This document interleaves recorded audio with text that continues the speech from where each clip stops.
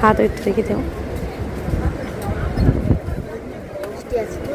Hello everyone, welcome তোমাদের সবাইকে। সবাই নিশ্চয়ই খুব ভালো আছো, আমার পাশে দেখো, আমি তোমাদের পাশে সবসময় আছি।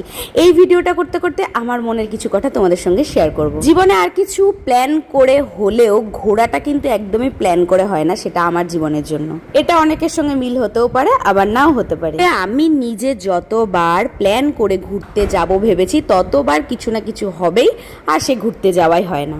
আর যদি ঘুরতে যাওয়াও হয় তাহলে ঘোরাটার মানে কিছু না কিছু প্রবলেম হবেই ওই ঘোরার মধ্যে। তো যাই হোক, কালকে ঠিক করলাম যে মন্দারমণি আসবো আমি না, আমার বরই বললো যে চলো কোথা থেকে ঘুরে আসি, বাবা যেহেতু গরমের ছুটি। তো আজকে আমরা ভোর ভোর বেরিয়ে চলেও আসলাম। আমরা যেহেতু অনেক সকালবেলা এসেছি, ওই জন্য হচ্ছে এখনো তো চেক আউট হয়নি, এই জন্য আমরা ভাবলাম একটু সমুদ্রের পাড়ে ঘুরে বেড়াই। আমাদের রিসর্টের যে রেস্টুরেন্ট আছে ওখানে আমরা খাওয়া দাওয়া করবো এই কদিন।